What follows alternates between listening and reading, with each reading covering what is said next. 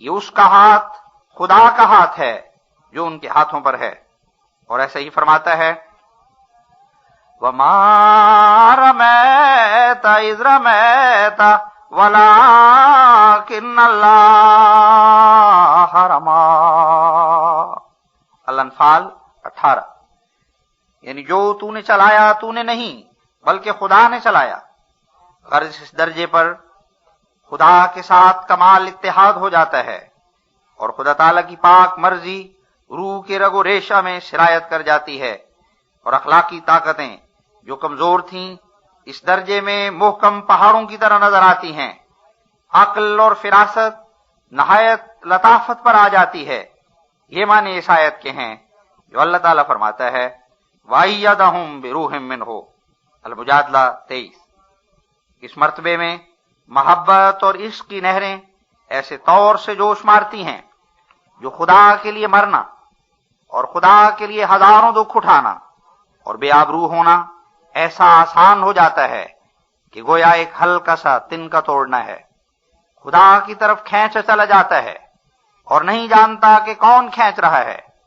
ایک غیبی ہاتھ اس کو اٹھائے پھرتا ہے اور خدا کی مرضیوں کو پورا کرنا اس کی زندگی کا اصل اصول ٹھہر جاتا ہے.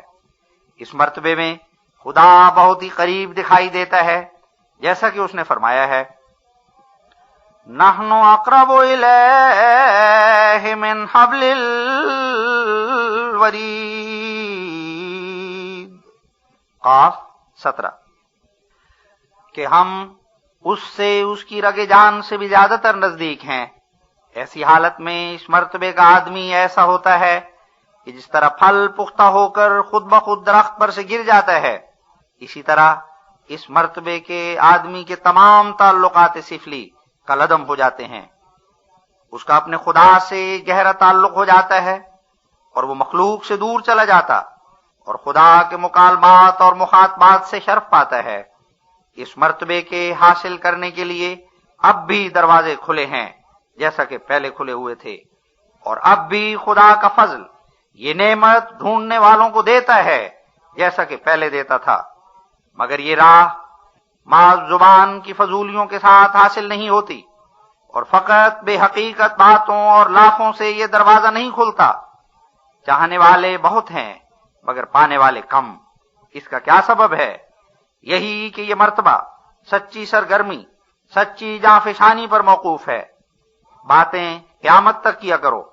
کیا ہو سکتا ہے؟ صدق سے اس آگ پر قدم رکھنا جس کے خوف سے اور لوگ بھاگتے ہیں اس راہ کی پہلی شرط ہے. اگر عملی سرگرمی نہیں تو لاف زنی ہیچ ہے.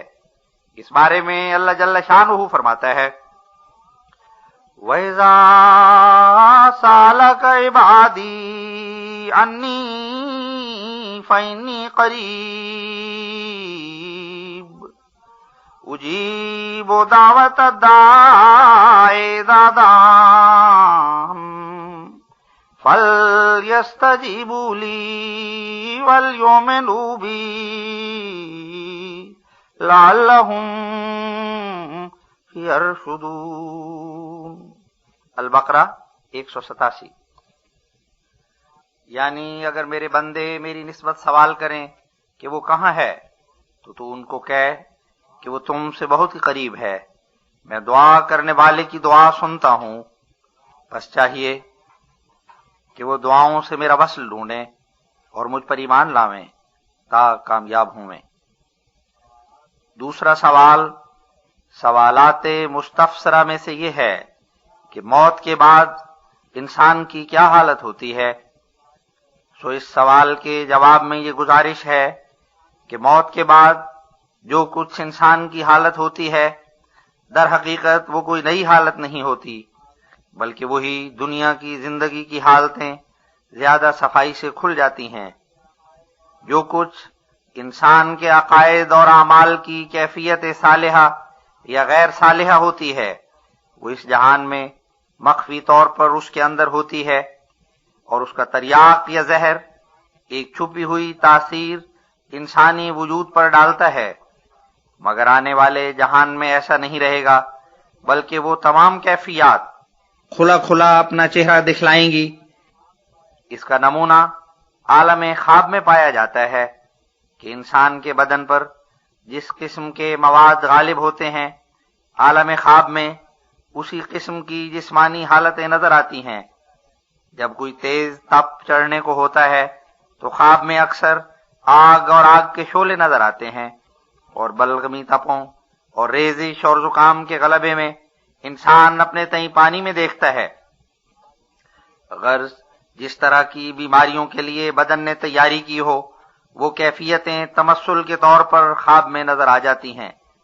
بس خواب کے سلسلے پر غور کرنے سے ہر ایک انسان سمجھ سکتا ہے کہ عالم ثانی میں بھی یہی سنت اللہ ہے، کیونکہ جس طرح خواب ہم میں ایک خاص تبدیلی پیدا کر کے روحانیات کو جسمانی طور پر تبدیل کر کے دکھلاتا ہے، اس عالم میں بھی یہی ہوگا، اور اس دن ہمارے اعمال اور اعمال کے نتائج جسمانی طور پر ظاہر ہوں گے، اور جو کچھ ہم اس عالم سے مخفی طور پر ساتھ لے جائیں گے وہ سب اس دن ہمارے چہرے پر نمودار نظر آئے گا۔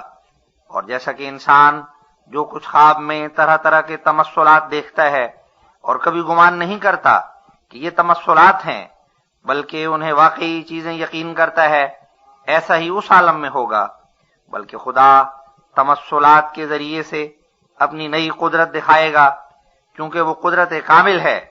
بس اگر ہم تمثلات کا نام بھی نہ لیں اور یہ کہیں کہ وہ خدا کی قدرت سے ایک نئی پیدائش ہے، تو یہ تقریر بہت درست اور واقعی اور صحیح ہے۔ خدا فرماتا ہے، فَلَا تَعْلَمُ نَفْسٌ مَّا أُخْفِيَ لَهُم مِّن قُرَّةِ أَعْيُنٍ۔ السجدہ 18۔ یعنی کوئی نفس نیکی کرنے والا نہیں جانتا کہ وہ کیا کیا نعمتیں ہیں جو اس کے لیے مخفی ہیں۔ سو خدا نے ان تمام نعمتوں کو مخفی قرار دیا جن کا دنیا کی نعمتوں میں نمونہ نہیں۔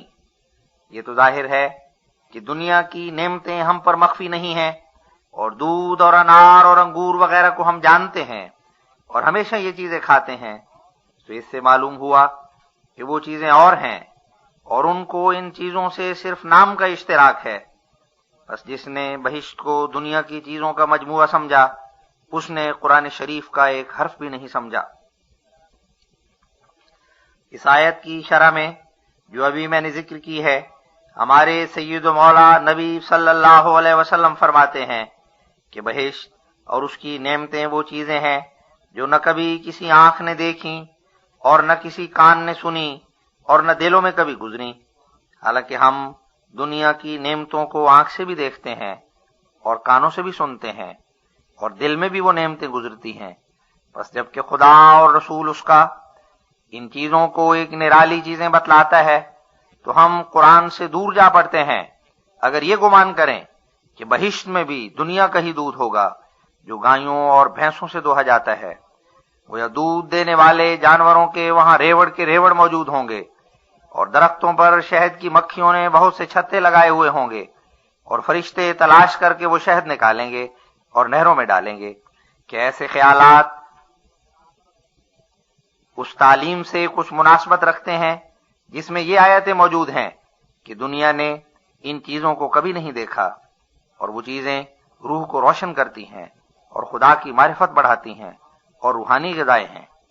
وہ ان غذاؤں کا تمام نقشہ جسمانی رنگ پر ظاہر کیا گیا ہے، مگر ساتھ ساتھ بتایا گیا ہے کہ ان کا سرچشمہ روح اور راستی ہے۔ کوئی یہ گمان نہ کرے کہ قرآن کریم کی مندرجہ ذیل آیت سے یہ پایا جاتا ہے کہ جو نعمتیں بہشت میں دی جائیں گی، ان نعمتوں کو دیکھ کر بہشتی لوگ